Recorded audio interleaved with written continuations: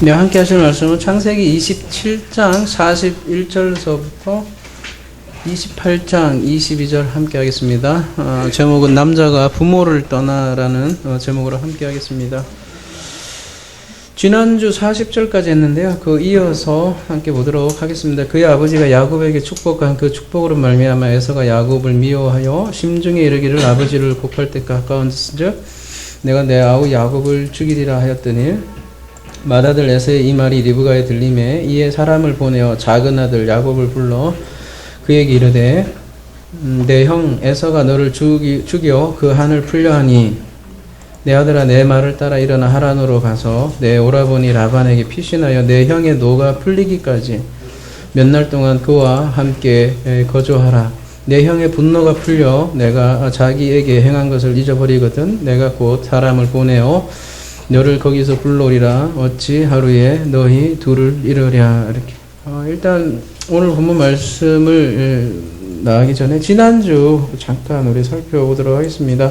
지난주 이삭이 야곱을 축복하는 그런 사건이었죠. 그래서 이게 굉장히 중요하기 때문에 히브리어에서 이 기사를 다루고 있습니다. 브엘세바 사건 이후에 야곱의 축복이 있는데 성경은 브엘세바 사건 이후에는 굉장히 결정적인 사건들을 진술을 하고 있는데 아브라함 경우 모리아 사건을 브엘세바 후 이렇게 배치하고 있고 이삭의 경우도 이 브엘세바 사건 후 축복의 기사가 이렇게 나오고 있습니다. 히브리서 말씀을 다시 한 번 더 볼게요. 히브리서에서 이삭의 축복을 이렇게 표현을 하고 있으니까요. 믿음으로 이삭은 장차 있을 일에 대하여 야곱과 에서에게 축복하였으며 둘 다 축복했어요. 야곱과 에서에게.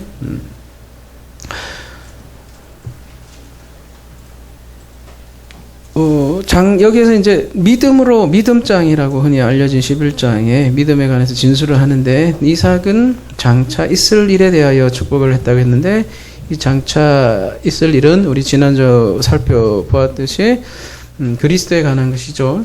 그래서 그리스도의 이삭의 축복이라고 하면 이삭의 기도라고도 할 수 있겠죠. 우리가 성경에 기도의 궁극적인 구하라 그러면 가장 좋은 것을 주신다고 했는데 가장 좋은 선물은 성령이죠. 그 성령은 근데 그리스도의 죽음을 통해서 넘겨주는 그런 장면이라고 할 수 있는 거죠. 근데 이삭이 이제 에서를 축복하려고 하는데 무엇을 요구한다고 그랬죠? 음식, 별미를 요구한다는 것이죠. 근데 그냥 축복을 해도 될 텐데 별미를 요구했다는 거죠. 별미라는 뜻 자체가 말씀을 맛보다라는 뜻을 가지고 있어서 결국 이 말씀과 관련이 된 문제인데 두 음식에 관한 스토리라고 했죠. 하나는 오전에 본 것 같이 썩은 양식, 하나는 영생을 위한 양식. 창세기 3장의 용어로 하면 선악지식나무와 생명나무로 우리 얘기를 할 수 있고요. 아브라함이 모리아 사건을 통해서 산상수훈에 예수님께서 그렇게 얘기하셨죠. 가늠하게 나를 걸려 넘어지게 하면 눈과 손을 빼내라고 했는데 아브라함에게서 모리아 사건에 눈과 손이 제거되는 사건이라면 이삭이라는 눈과 손이 제거되는 사건이었죠. 이삭에게 있어서 지금 눈과 손은 이제 에서가 그 역할을 할 텐데요. 이 에서가 죽는 장면을 우리가 볼 수 있다고 했죠. 왜냐하면 야곱이 에서의 옷을 입잖아요. 물론 에서를 상징하죠. 좋은 의복을 입다고 했는데 무엇으로 만들어요? 염소새끼 가죽이죠. 그래서 이 염소새끼 가죽은 창세기 3장의 가죽 옷과도 아주 유사한데 스스로 만든 옷이 아니죠.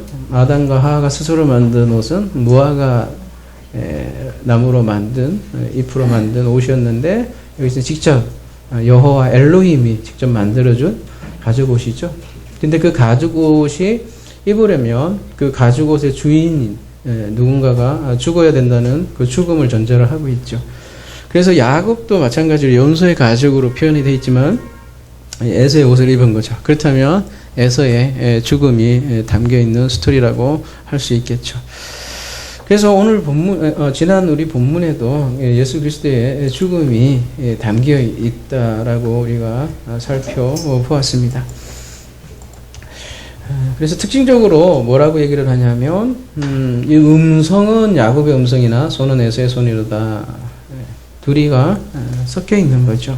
그래서 한 마리의 별미가 아니라 두 마리의 별미로 하나의 음식으로 만들어서 이삭에게 제공을 하죠. 그래서 이거는 에서는 죽고 야곱으로 축복받는 장면이라는 것을 우리가 알 수 있습니다. 그래서 예수의 죽음으로 인해서 교회가 어떻게 그 약속의 궁극적인 약속인 성령을 디돔이 받느냐, 그런 장면을 보여주는 거라고 우리가 나눠 살펴봤습니다. 최종적으로 우리가 입어야 할 옷은 그리스도죠. 그리스도로 옷 입고 사는, 그걸 위해서 원수는 미워하고 에서는 춥죠. 야곱은 사랑한다는 말이 그래서 생긴 거죠. 그래서 원수 사랑의 복음이 잘 담긴 것이 이삭의 축복 사건이죠. 그래서 믿음장에 등장을 하는 거예요. 그래서 에서와 야곱이 그런 면에서 하나인 거죠. 그래서 오늘 본문 간단하게 읽었지만 뭐라고 얘기를 하냐면 45절 보면은 어찌 하루에 너희 둘을 잊으랴, 동시에 아들을 있는 걸로 이렇게 표현을 하고 있습니다. 근데 오늘 이 축복 기사 앞에도 보면 26장에 가보면 에서의 아내에 대해서 이렇게 표현이 나와요. 26장 34절에 보면 뭐예요? 에서가 40세에 해족속 브리의 딸의 유딕과 해족속 엘론의 딸 바스맛을 맞아 아내로 맞았더니 그들이 이삭과 리브가의 마음에 근심이 되었더라, 이렇게 얘기를 하고 있습니다. 오늘 본문이 결국은 야곱이 어때요? 뭐 도망가는 그런 스토리잖아요.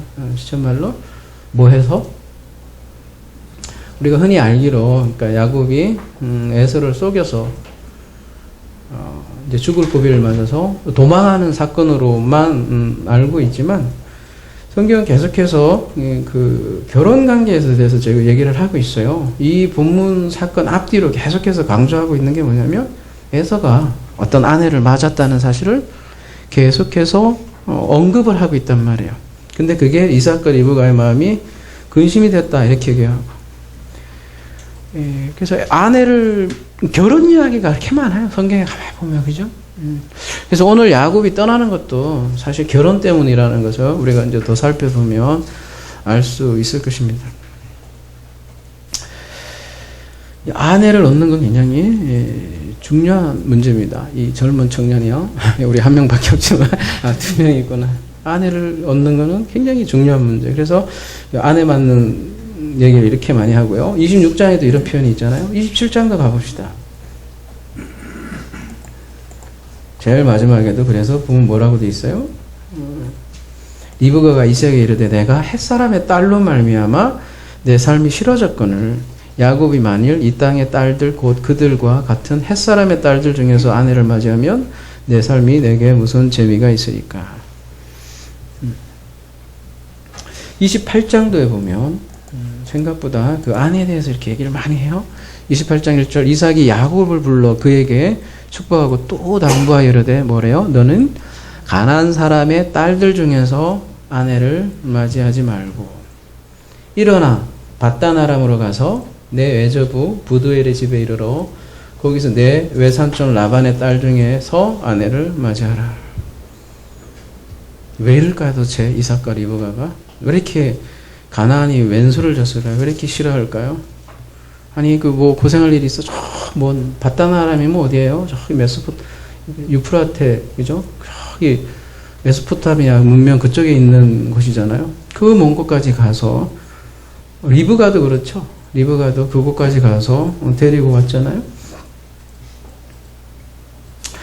생각해보면 리브가도 얼마나 불쌍해요. 되게 젊은 처자인데 멀리 타향해서 가나안 지방에 와서 사실 그 여자들이 그 문화에 적응하려면 또 시간이 걸릴 거 아니에요, 그죠? 또 한 곳에 가서 무슨 죄가 있어, 그죠? 그 멀리 하란 땅에 가서 데리고 오면 또 이 땅에 와서 적응하는데 한참 걸릴 거 아니에요, 그죠? 우리가 이미 좀 다뤘던 것 같은데요. 24장에서 왜 가나안 족속의 딸 중에서 아내를 취하면 안 될까요? 물론 뭐 가나안 족속에는 뭐 이방신들을 섬기는 그 아내들이 많다. 뭐 그런 뭐 이방 족속들이기 때문에 타락했기 때문에 결혼을 하지 말라는 뭐 그 이유도 있겠지만 이게 성경의 전체적인 흐름 때문에 그렇다고 볼 수 있겠죠. 여러분 24장에서도 보면 똑같은 주제가 나오죠. 24장에는 무슨 내용이에요? 이삭의 아내 리브가를 데리고 오는 장면이죠. 근데 이삭이 직접 가지 않고 누가 가요? 종이 가죠. 종이, 그죠? 그 리브가의 고향이 어디라 그랬죠? 우르죠. 우르면 어디에 해당하는 거죠? 아브라함의 고향인데 그곳이 어디예요? 메소포타미아 문명이면 거기가 어디겠어요? 네, 바벨론에 가까운 동네고 성경에서 그래서 주로 주된 배경이 보면 어디하고 어디 나오죠? 바벨론과 애굽 이렇게 크게 두 군데로 배경이 되고 근데 성경에 보면 가만히 보면 바벨론이나 애굽에서 데리고 와요. 그죠? 누구를? 그 뭐 아내를 데리고 이스라엘 백성들로 표현을 하든 하여튼 바벨론과 애굽에서 데리고 와서 결국은 어디로 데리고 가려고 그러는 거예요? 가나안으로 데리고 가려는 거죠. 이런 큰 그림을 위해서라도 이렇게 우르에서 아내를 데리고 오는 거라고 볼 수 있겠습니다. 교회가 바로 그런 존재인데 애굽과 바벨론에서 불러내어 에클레시아 밖으로 불러낸 존재가 바로 교회죠. 그러니까 구원이란 건 곧 우리가 오늘 제목과 또 마찬가지로 부모를 떠나서 아내와 하나 되는 일이기도 하는데 그 그리스도가 아버지를 떠나서 아내에게 찾아오는 것 이것을 구원이라고 얘기할 수 있겠죠. 그래서 그 그리스도를 보여주는 것이 아브라함의 종이죠. 종. 아버지의 종이죠. 그래서 예수님께서 보면 요한복음에서는 계속해서 자기 자신을 어떻게 표현을 해요? 아버지가 나를 보냈다. 아버지가 나를 보냈다. 그래서 사마리아 여인을 찾아오는 그런 그리스도를 우리에게 계속해서 보여주고 있죠. 그러니까 아브라함의 종이 아브라함에게 아버지에게 말하자면 아포스텔로 보냄을 받은 자이듯이 예수 그리스도도 마찬가지로 자기는 섬기러 왔다. 섬기는 종으로 말씀으로 섬기는 종으로 이 땅에 왔다고 계속해서 말씀을 하고 있죠. 그래서 24장은 한마디로 얘기하면 그리스도가 신부를 찾아 떠난 여행 스토리라고 할 수 있고요. 오늘 본문도 마찬가지로 그 제목대로 남자가 부모를 떠나는 얘기예요. 근데 그 부모를 떠나는 그 얘기의 배경으로 이렇게 계속 아내 얘기가 이렇게 얘기가 나오고요. 그래서 가나안 족속의 딸 중에서 아내를 택하지 말고 굳이 머나먼 메소포타미아까지 떠나게 되는 거죠. 그리고선 축복을 합니다. 전능하신 하나님이 내게 복을 주시어 내가 생육하고 번성하게 하여 내가 여러 족속을 이루게 하시고 아브라함에게 허락하신 복을 내게 주시되 너와 함께 내 자손에게도 주사 하나님이 아브라함에게 주신 땅 곧 내가 거류하는 땅을 내가 차지하게 하기를 원하노라. 계속해서 반복되는 축복의 장면이죠. 이 축복을 한마디로 얘기하면 뭐겠어요? 땅과 자손을 약속하는 건데 한마디로 얘기하면 하나님 나라죠. 그리고 그 하나님 나라의 본질은 뭐겠어요? 그리스도죠. 그리스도 안에서 성취될 하나님 나라를 약속하는 장면을 이렇게 복으로 그리고 있는 거죠. 그래서 이삭이 야곱에게 그 그리스도를 디도미하는 장면이라고 할 수 있습니다. 그리고 그 약속을 받으면 부모를 떠나야 돼요. 그래서 앞에는 그러니까 내용 스토리상 보면 에서가 야곱을 죽이려고 해요. 그래서 도망하는 장면으로 보이지만 이거는 스토리고요. 이걸 복음의 눈으로 보면 우리를 위해서 샬라흐 보냄받은 그러니까 샬라흐 되는 그리스도를 보여주는 장면이라고 할 수 있습니다. 그래서 오늘도 야곱의 명예회복의 날이 되어야 할 것입니다. 우리는 야곱이 무조건 사기를 쳐서 도망다니고 그냥 개고생하는 야곱정으로만 생각하지만 야곱 행동 하나하나에는 그리스도가 담겨 있습니다. 신부 찾아서 부모 집을 떠나는 그리스도를 보여주는 건데요. 이게 성경의 메인 스토리예요. 야곱은 아마 저에게 굉장히 고마워할 거예요. 그죠? 또 봅시다. 5절 이에 이삭이 야곱을 보내며 그가 밧단 아람으로 가서 라반에게 이르렀으니 라반은 아람 사람 부두엘의 아들이요 야곱과 에서의 어머니 리브가의 오라비더라. 그렇죠? 지금도 마찬가지로 아내를 데려가는 그런 기사죠. 그래서 6절에도 보면 또 그 얘기가 나와요. 그죠? 뭐라고 나와요? 에서가 본즉 이삭이 야곱에게 축복하고 그를 밧단 아람으로 보내어 거기서 아내를 맞이하였고 또 그에게 축복하고 명하기를 너는 가나안 사람의 딸들 중에서 아내를 맞이하지 말라 하였고 7절 또 야곱이 부모의 명을 따라 밧담으로 갔으며 에서가 또 본즉 가나안 사람의 딸들이 그의 아버지 이삭을 기쁘게 하지 못하는지라. 9절 이에 에서가 이스마엘에게 가서 또 이스마엘에게 가. 그래서 그 본 처들 외에 앞에는 그 처들에 대해서 얘기해 있죠. 지금 뭐예요? 아브라함의 아들 이스마엘의 딸이요 느바요스의 누이인 마할랏을 아내로 맞이하였더라. 이 옛말 틀린 게 하나도 없어요. 그죠? 여자 잘 만나야 된다고. 성경에서도 여자에 대해서 많이 얘기하는데 그 여자는 어떻게 보면 그 남자의 상태를 얘기해 주는 거기도 해요. 에서는 지금 한 발 더 나아가서 누구의 딸을 맞아요? 이스마엘 딸인데 마할랏이라는 이 아내 이름이 가간이에요. 한번 볼게요.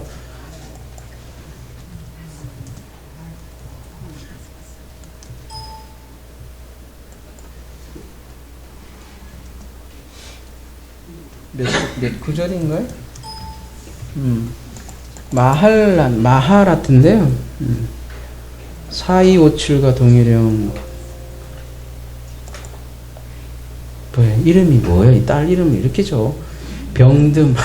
참 이상해. 우리 하긴 뭐 개똥이 개순이 뭐 이렇게 뭐 말순이 이렇게도 하지만 오래 살라고 이건 너무 심한 것 같아요. 그죠? 2470 가볼게요. 뭐예요? 병들다 뭐 아주 그냥 맛이 가다 근심하다 수고하고 그런 거죠. 그죠? 그 앞에다가 맴 이렇게 붙어 있으니 그죠? 병든 말씀, 뭐 병든 곳, 병든 장소, 뭐 하여튼 이 병들었다는 뜻이에요. 근데 잘 알다시피 여러분 이스마엘이라는 자체가 벌써 상징성을 가지고 있잖아요. 이스마엘은 이삭과 데빗에게 어떤 자녀로 계속 얘기돼요?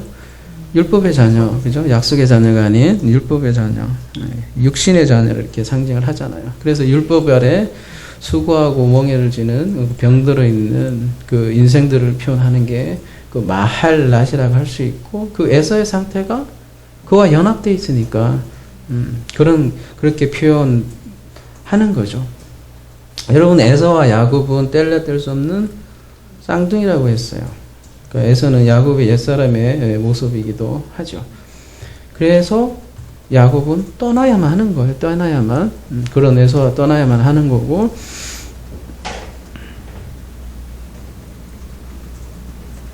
그러니까 야곱이 떠나는 것은 사실 뭐 때문이에요? 가만히 들여다보니까 우리가 이제 목숨을 그 정도만 생각하잖아요. 에서한테 쏘겠어? 그러니까 에서를 날 죽이려고 해?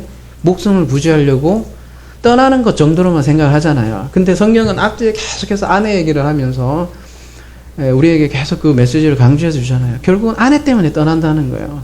목숨 피하는 것도 뭐 겉으로 보이는 부분이 하나지만 진짜 목적은 아내 때문이라는 거예요. 아내 때문에. 성경은 결혼 이야기라고 할 정도로 방불할 정도로 계속 그 얘기 아내 결혼 얘기고요. 그러니까 야곱이 에서를 피해서 도망하는 이유도 결국은 결혼 때문이에요. 에서는 지금 이방인과 연합되어 있고 가나안에서는 아내를 맞이할 수 없으니까 저기 멀리 바벨론까지 가서 떠나는 거죠. 그러니까 야곱의 예정은 뭐예요? 남자가 부모를 떠나 아내를 취하는 가정인 거죠. 뭐 뒤에서 살펴보겠지만 그 아내를 얻으려고 개고생하는 장면이 나오잖아요. 7년, 7년, 6년 뭐 이런 식으로 그죠? 그때부터 살펴보기로 하고요. 재밌어요. 야곱 인생을 보면. 10절 야곱이 브엘세바에서 떠나 하란으로 향하여 가더니 한 곳에 이르러 해가 진지라 거기서 유숙하려고 그곳에 한 돌을 가려다가 베개로 삼고 거기에 누워 자더니 브엘세바에서 떠났어요. 그 좋은 그죠? 그 약속의 우물, 맹세 우물을 떠나야만 했어요. 야곱이. 그 좋은 곳을 왜 그렇게 떠나야 할까요? 더구나 어때요? 돌을 가져다가 베개로 삼아서 거기서 누워 잤으니까 이거 어때요? 개고생하는 거잖아요. 그죠? 그렇게 느껴지잖아요. 그죠? 여러분 그 타이타닉 영화 보셨죠? 그 보면 마지막 장면에 바이올린으로 이렇게 연주를 하던가? 그 보면 그 연주곡이 뭐예요? 네 주를 타이타닉에 나오잖아요. 몇 장이죠? 364장인가 그럴 거예요. 그죠? 아닌가? 네 주를 몇 장이에요?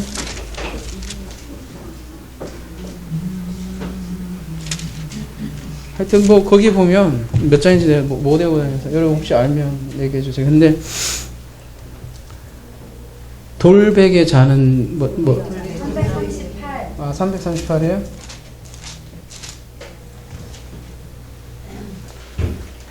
하여튼 고생하는 걸로 그려지네 그죠?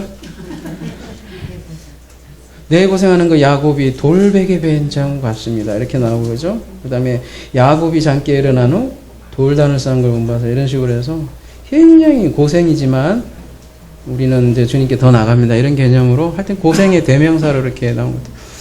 바깥에 가서 야숙을 하니 얼마나 힘들겠어요. 그죠? 여러분 텐트를 치고 잠을 못 자는 사람들 많잖아요. 왜요? 저도 그래요. 밖에 나가면 베개 없으면 못 자. 막 그리고 등에 베기기도 하고. 왜? 걔가 사기를 쳤으니까. 고생을 해야지, 당연히. 그죠? 그렇게 생각한다고. 아이고, 그리고 또 이렇게 또 하시는 분들 있잖아요. 젊어서 고생을 하니까 사서서 고생한다. 야곱은 젊기 때문에 그런 고생을 할 수 있지 않느냐 이렇게 얘기하는데요. 제가 한번 퀴즈 내볼게요. 야곱이 지금 몇 살 같아요? 응? 70? 무슨 근거래요? 아까 저기 누구지? 그 에서가 결혼한 나이가 40이에요. 그죠? 적어도 40은 넘겠네. 야곱이 집을 떠났어요. 근데 젊어서 고생을 사서서 한다는데 몇 살일까 이게 도대체? 한번 계속 역계산해 봅시다. 야곱이 바로왕을 만난 장면이 있어요. 그때 야곱이 내 나이 130이라고 그랬어요.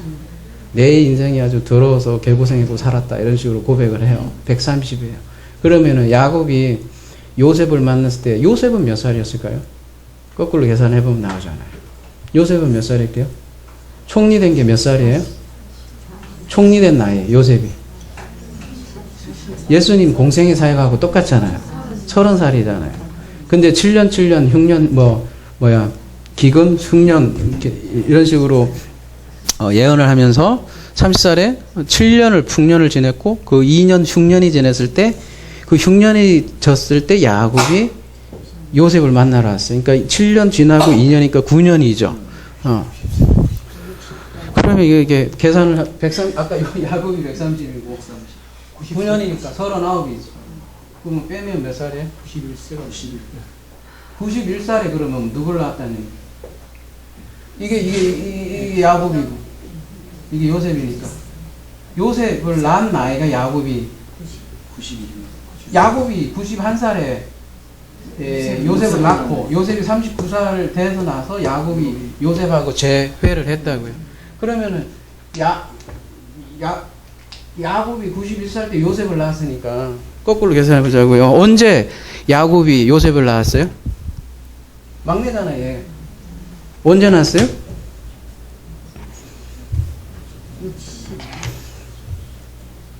7년 사기당하고 개고생해갖고 또 7년이라고 해서 뭐지? 그 라헬을 얻잖아요. 그러니까 14년 지나고 요셉을 낳았다고요. 그러니까 여기서 91에서 14년을 빼면 몇 살이야? 바로 난 건 아니잖아요. 바로 난 건 아니더라도. 그러니까 91살에 요셉을 낳았으니까 이게 한참 지난 게 14년이 지났으니까. 그러니까 야곱이 77살에 여러분 부모를 떠난 거예요. 그리고 14년간 개고생해서 요셉을 낳은 거고요. 그러니까 젊은 나이가 아니야. 젊어서 고생이 아니라 이게 숫자도 그렇잖아요. 뭐 77, 이게 완성의 숫자잖아요. 거의 보면 에서는 40살에 결혼하는데 야곱은 77세에 도망가는 신세가 된다는 거죠. 야곱이 축복을 했어요. 아니 이삭이 야곱을 축복을 했는데 죽도록 고생하는 게 축복이 이게 무슨 축복이야 도대체. 아이고 말이 77살이죠, 그죠? 그 참 노총각도 상노총각도 아니고 쫓겨나고 아내도 없고 이러니 사실 더 처량하잖아요. 여러분 대부분 야곱을 한 20살, 30살 뭐 그런 정도로 생각하지 않았어요 보통. 근데 에서만 해도 40살에 아내를 맞이했다니까요.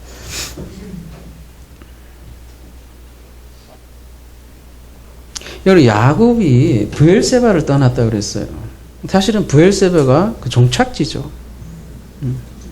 야곱은 반드시 종착지로 와야 되는데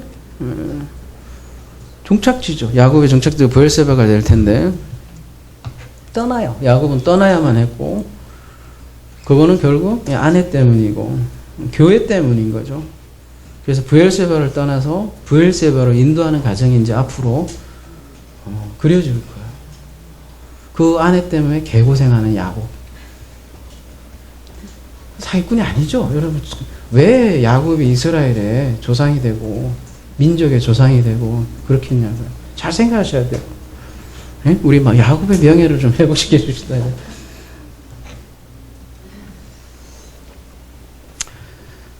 오늘 자 어두워졌어요. 그리고 한 돌을 취하여서 베개를 삼아 잠을 잤다 이렇게 생각을 한단 말이에요. 이게 고생의 장면으로만 많이 여기는 것 같은데요. 물론 뭐 고생 돌을 베고 잤으니까 힘들긴 힘들겠지. 근데 그것만 얘기하려고 하는 게 아니겠죠. 그러니까 이런 거 가지고 야 사기치지 마라. 사기치면 참 고생한다. 그러니까 하나님께 막 겁나게 벌 받는다. 이런 쪽으로 만약에 말씀을 전한다면 참 이 배고픈 해석이라는 거예요. 제 얘기는. 그죠?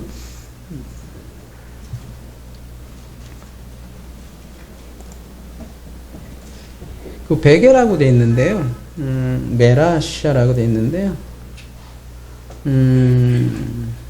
로시에서 이렇게 어근이 나온 거예요. 이렇게 읽으면 맨 빼고 옆에 보면 이게 여성형이고 이건 여성형을 나타내는 거고 로시에서 나온 거예요. 로시가 뭐예요, 여러분? 머리죠, 머리. 그죠? 머리, 그래서 머리를 두는 머리 두는 곳.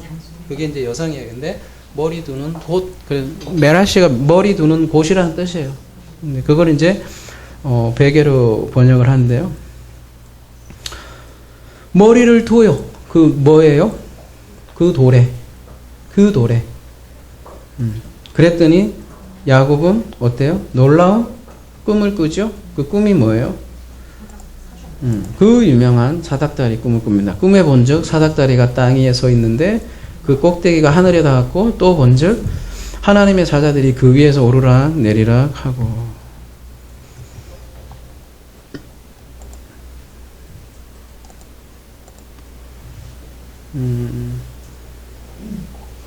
사다리가 섰대요. 사다리가 어디에 섰냐면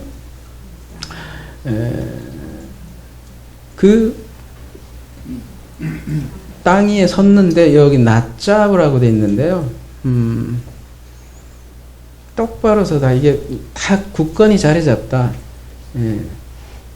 뭐 그런 뜻이거든요. 또 굳건하게 서 있다. 그 사닥다리가.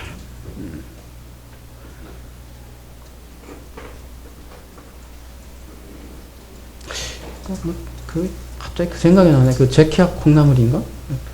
쫙 나오잖아. 그 뭐 이렇게 네, 그거 보면 이렇게 막 나무가 이렇게 막 어떻게 하는 게 대단하잖아요. 여기 이제 베개 이렇게 타고 잤어. 그랬더니 여기서 쭉 나오는 그런 뭐 그런 느낌이죠, 그죠? 견고하게 지금 사다리가 그 야곱이 그 누웠던 고기에 견고하게 서 있다, 뭐 그런 뜻이에요.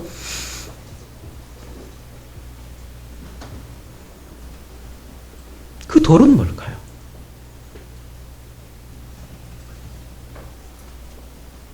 그 돌에 머리를 두었어. 그랬더니 그 돌 위에 견고하게 사닥다리가 섰어.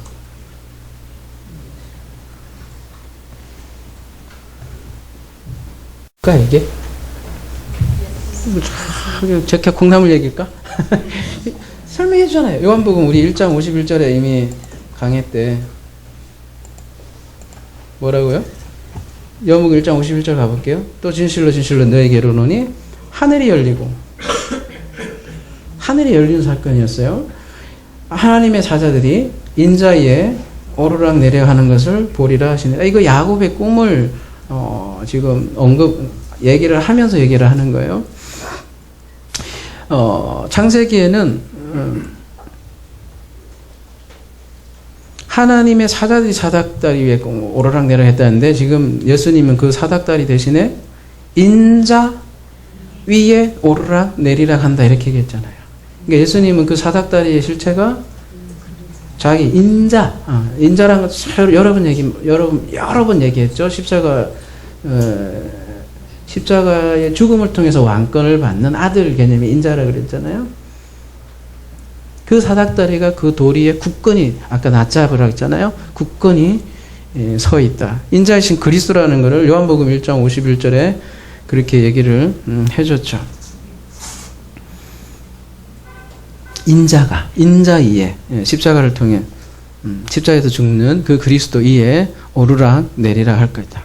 그 그리스도를 통해서 하늘이 열릴 거다. 이렇게 얘기를 하면서 그 야곱의 사건을 예수 그리스도는 자기와 연결을 하고 있단 말이죠.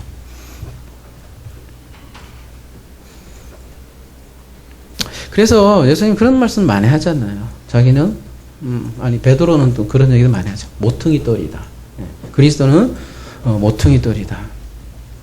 이런 사닥다리라는 거는 뭔가 이게 통로 개념이고 뭔가 이게 올라가는 그런 개념이란 말이에요. 하늘을 사다리를 통해서 오르락 내리락 한다는 거는 하늘과 땅을 잇는 매개체라는 거죠. 그래서 신학 요한복음 용어로 얘기하면 로고스라고 얘기를 할 수 있는 거고요. 로고스인 예수를 통해서 하늘이 열리고 하늘과 땅이 하나 된다고 요한복음에서는 그렇게 강해를 하고 있죠. 다시 오늘 창세기로 돌아오면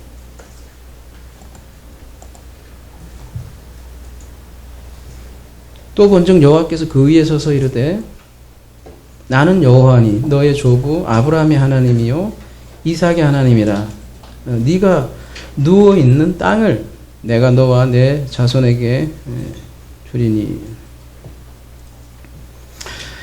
네가 누워 있는 땅이라고 했는데요. 누워 있는 땅 요거 필요한 부분만 우리가 원어로 좀 볼게요. 누워 있다라는 그 누워 있는 땅.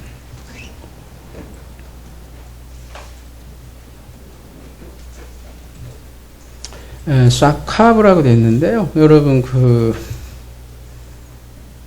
이 단어를 집에 가서 한번 쫙 찾아보세요. 그러면 이게 자리에 눕는 거예요. 그냥 자리에 눕는 건데 대부분은 여기도 보면 성관계를 이해해 뭐 이런 말도 있는데 조금 대부분 좀 뉘앙스는 그렇게 좋지 않은 뉘앙스로 부정적인 맥락의 그 성관계 그런 쪽으로 아니면 죽음으로서의 뭐 눕다 그런 개념으로 대부분 쓰인다는 거죠. 그래서 여기도 야곱의 죽음이 담겨 있고 그런 네가 누워있는 땅을 바꾸는 거죠. 다른 땅으로. 뭐라고요? 14절. 내 자손이 땅에 티끌같이 되어 네가 서쪽, 동쪽, 북쪽, 남쪽 퍼져나갈 것이며 땅의 모든 족속이 너와 네 자손으로 말미암아 복을 받을 것이라. 계속해서 복 얘기하는데 복의 실체는 뭐예요? 여기서 궁극적으로 얘기하는 게 그 제라, 내 자손 얘기하려고 계속 얘기하잖아요. 그 단수의 제라는 사도 바울에 의하면 그리스도라 이렇게 얘기를 하고 계속 그리스도로 말미암는 그 복을 그걸 복이라고 얘기하고 계속 축복해 주는 장면이 그거라고요. 근데 티끌같이 네 자손이 땅에 티끌같이 많아진대요. 근데 그 씨가 티끌같이 열매가 많아지려면 어떻게 해야 돼요? 씨가 죽어야 된다고 요한복음에서 나오잖아요. 미리 땅에 떨어져서 죽음으로써 많은 열매가 맺는다고 이렇게 얘기를 하죠. 그래서 그 눕다라는 단어와 이렇게 연결을 해서 이 야곱의 말하자면 죽음을 통해서 그 티끌같이 많아지는 자손들. 요한복음 12장 24절의 메시지 하늘의 밀이 땅에 떨어 죽지 않으면 하늘 그대로 있는 죽으며 많은 열매를 맺는다. 그 복음을 우리에게 얘기를 해주고 있고요. 15절 내가 너와 함께 있어. 내가 어디로 가든지 너를 지키며 너를 이끌어 이 땅으로 돌아가게 할지라. 내가 내게 허락한 것을 다 이루기까지 너를 떠나지 아니하리라 하신지라. 16절 야곱이 잠이 깨어 이르되 여호와께서 과연 여기 계시거늘 내가 알지 못하였도다. 이에 두려워하여 이르되 두렵도다. 이곳이요 이것은 다름 아닌 하나님의 집이요 이는 하늘의 문이로다 하고. 야곱이 아침에 일찍 일어나 베개로 삼았던 그 돌을 가져다가 기둥으로 세우고 그 위에 기름을 붓고. 야곱은 이 돌이 보통 돌이 아니구나. 그죠? 왜요? 그 돌에서 하늘이 열리는 그런 경험을 했으니까요. 그리고 하나님의 놀라운 축복을 받았기 때문이죠. 그래서 꿈에서 깨서 어때요? 그 돌을 기둥으로 세우고 그 위에 기름을 붓습니다. 물론 이때 기름은 뭐 올리브 기름이겠죠. 기름 붓는 건 여러분 너무나 잘 알다시피 그 기름을 붓다라는 뜻이 뭐예요? 그게 메시아, 그죠? 메시아라는 게 기름 부음 받은 자인데 기름 붓는 장면은 메시아에게 기름 붓는 장면을 연상하게 하는 거죠. 그리고서는 그곳 이름을 뭐래요? 베델이라 하였더라. 이 성 옛 이름을 루스더라. 베델이 뜻이 뭐죠? 베델 교회도 많죠. 베트엘 하나님의 집. 그래서 베델 교회라는 이름도 많은데, 근데 이 성 옛 이름은 루스더래요. 옛이라고 돼 있는데 첫 번째예요. 그러니까 원래 루스인 거예요. 루스가 뭐로 된 거예요? 그러니까 베델로 된 거예요. 그러니까 이 성의 옛 이름이라고 돼 있는데 보면 로션 해갖고 리션 해갖고 첫 번째의 이름은 루스더라. 그러니까 루스가 베델로 바뀐 거죠. 쉽게 얘기해서.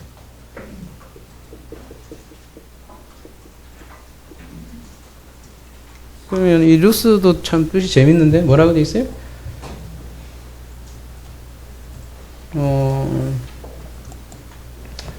여기 호두나무 뭐 이렇게 돼 있는데 여러분 자음이 똑같아요. 여기 보시면 3868번, 3869번, 3868번 이게 자음 그러니까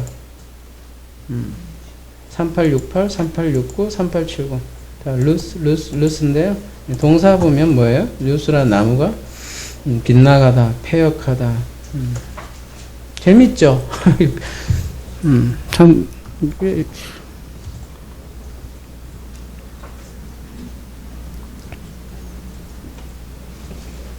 이게 죄란 뜻이잖아요. 빗나가다, 옆으로 새다, 그죠? 루스라는 게 베트엘이 나중에 되네요. 그죠? 하나님의 집으로 만드는 거죠.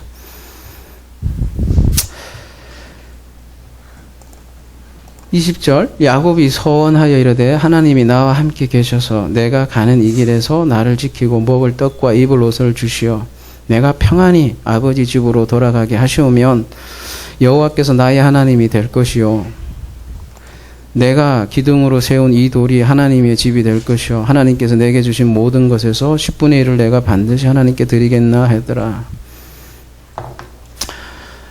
야곱이 서원을 하죠. 야곱이 하나님께서 이렇게 해주면 나는 이렇게 하겠다는 내용으로 여러분 이해를 많이 하시죠.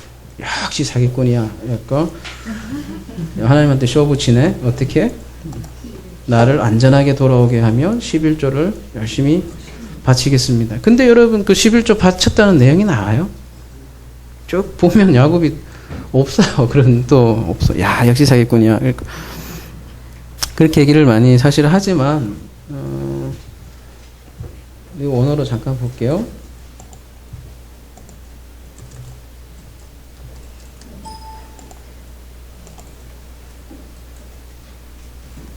im이라는 이게 접속사가 이 앞에 붙어 있어요. 여기 이제 if라는 게 가장 일반적으로 쓰이고요. 예, 맞습니다. 맞고요. 예, 제일 앞에 써 있는데 아까 개역 개정에는 21절에 이렇게 조건절이 붙어져 있는 느낌으로 번역이 됐어요. 내가 평안히 아버지 집으로 돌아오게 하시면 이렇게 돼 있는데 이건 뭐 해석에 여러 여지가 있는 게 앞에 이미 붙어 있고요. 종결되는 문장이라고요. 그래서 야곱이 이렇게 얘기하는 거예요. 이걸 조건절로 얘기하면 만약 하나님이 나와 함께 계시면 나를 지키고 이 길에서 나를 지킬 것입니다. 이렇게 얘기를 하는 거죠. 하나님이 나와 함께 하시면 그 뒤에 것들이 가능합니다. 이런 고백이라고요. 그러니까 내가 뭐 하나님 나 뭐 줄게, 나 뭐 할게 이런 그런 내용이라기보다는 앞에 하나님이 함께 하시기 때문에 뒤에 게 뭐 할 수 있습니다. 이렇게 하는 거죠. 그러니까 하나님하고 쇼 붙이는 내용으로 많이 알고 있지만 쇼 붙이는다는 내용보다는 하나님이 함께 하시기 때문에 임이라는 게요. 조건도 있지만 여러분 한번 보세요. 보면 뭐 때문에도 있어요. 그러니까 꼭 이게 뭐 if라고 걸 필요도 아니 뭐 대부분 if로 많이 쓰이죠. 근데 때문일 수도 있단 말이에요. 하나님이 나와 함께 하시기 때문에 나를 지키시고요. 또 나를 나에게 양식도 주시고요. 레햄 또 아칼 음식을 주실 것입니다. 이런 고백이라고요. 그리고요. 하나님이 함께 하시기 때문에 어떻게 해요? 나의 하나님이요. 나의 하나님으로 존재하실 것이고 내가 돌아오게 될 거예요. 이렇게 얘기를 하는 거라고요. 그러니까 아버지의 일하심으로 내가 세운 이 돌이 아버지의 집이 될 것이고 나를 위하여 지금 이거 얘기한 거예요. 이 돌이 내가 세운 이 돌이 아버지의 집이 될 것이고요. 또 하나님이 나탄 내게 주신 아쉐르 두 번 이렇게 돼 있는데 10이 될 거예요. 나를 위하여 주신 내게 주신 모든 것을 아쉐르 그러니까 10으로 완성할 거예요. 이런 고백이라고요. 요한복음에 예수님께서 그런 얘기 하잖아요. 내게 주신 자 그렇게 하는데 그게 나타내요. 하나님께서 내게 주신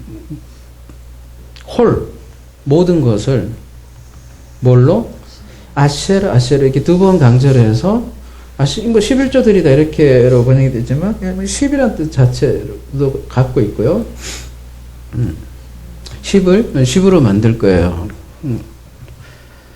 여러분 지금 서원하는 장면이라고 했잖아요. 근데 예수님께서 산상순에 보면 맹세하지 말라고 그러잖아요. 하늘이나 땅에 두고 맹세하지 말라고. 근데 야곱은 맹세한단 말이에요. 산상순에서 왜 맹세하지 말라고 그랬죠? 예수님께서? 맹세는 아무나 하나 사랑은 여기 있었지. 하나님의 맹세라고 했잖아요. 그죠? 약속은 하나님이 하시고 그가 이루신다고 얘기했잖아요. 그러니까 니들은 맹세하지 마. 그런 얘기를 했다고. 그래서 이 야곱의 서원은 이 단순한 이 서원이라기보다는 이것도 그리스도의 죽음의 맹세죠.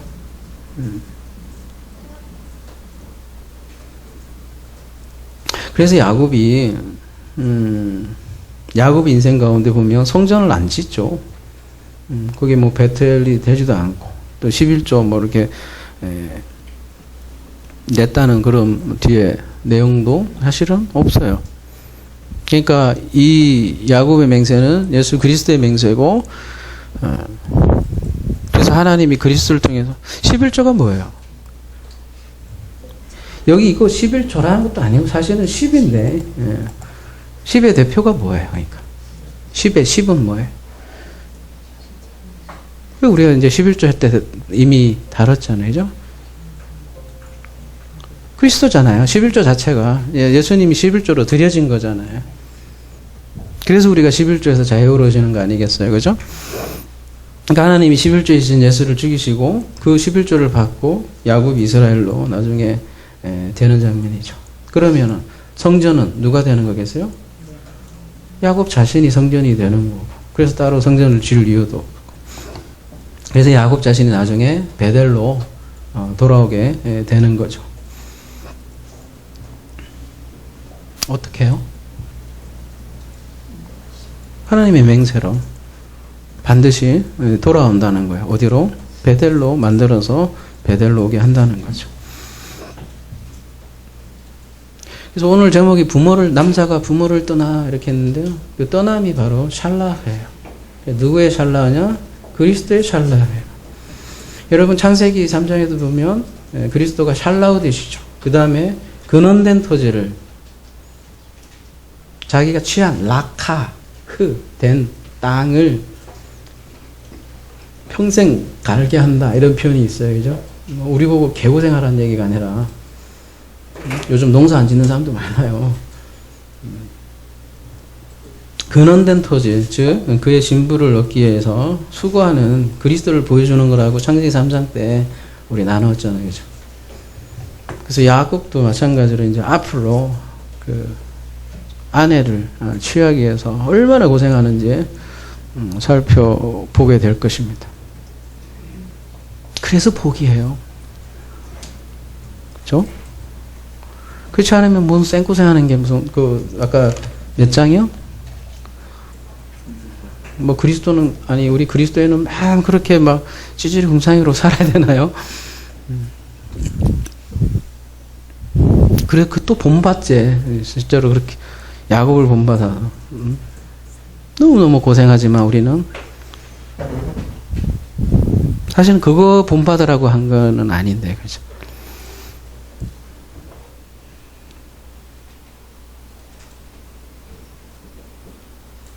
야곱의 고백은 그리스도의 고백이에요, 여러분. 사기꾼 고백이 아니에요. 정말 우리 야곱에 대해서 다시 생각해야 되고요. 명예회복이 되어야 됩니다, 진짜. 왜?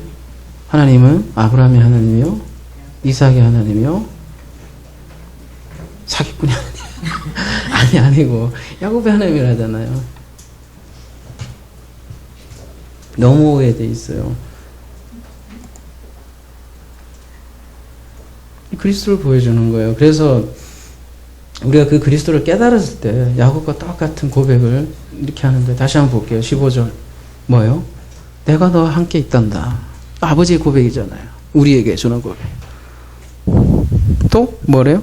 네가 어디로 가든지 너를 지킬게. 이게 아버지의 우리에게 향한 음성 아니에요? 그죠?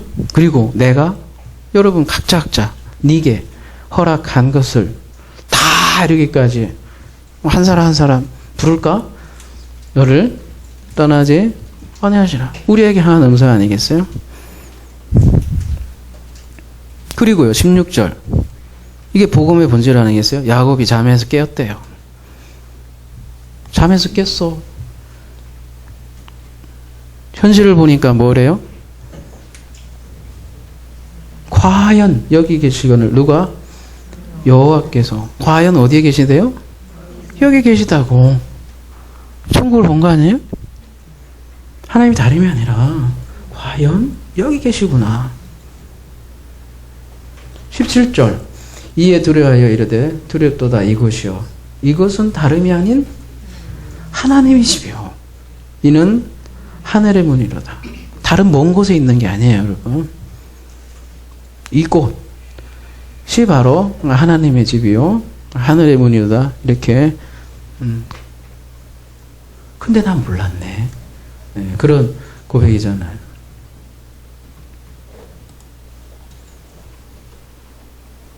그게 우리 빗나간 인생들의 현실이었다. 루스였다. 꿈 깨. 뭐 그런 글도 우리 카페에 올라온 것 같은데. 진짜 꿈 깨면 여기가 리얼리티가 되는 거야. 응? 우린 늘 언젠가 올 하늘 나라를 고대하고 천국을 소망하지만 잠에 깨어보면 꿈에 깨어보면 이런 고백이 나오는 거예요. 여호와께서 과연 여기 계시는구나. 나는 루스였구나. 빗나가 있었구나. 바로 그 빗나간 장소 루스가 베델로 한순간에 새하늘과 새 땅이 되는 거죠.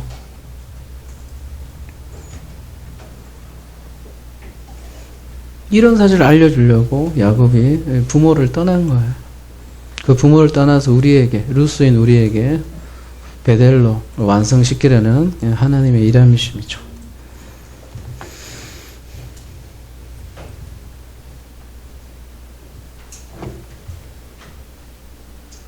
그래서 야곱의 고생이 우리에게는 축복인 거죠.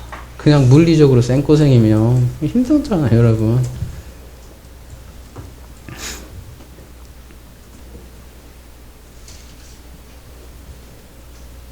어떻게 마무리해야 될지 모르겠네, 오늘.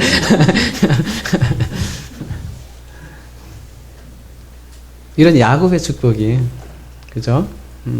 우리 그리스도가 맹세한 그 축복이고, 또 이러한 진짜 야곱의 축복이 저와 여러분의 축복이 되기를 기도합니다.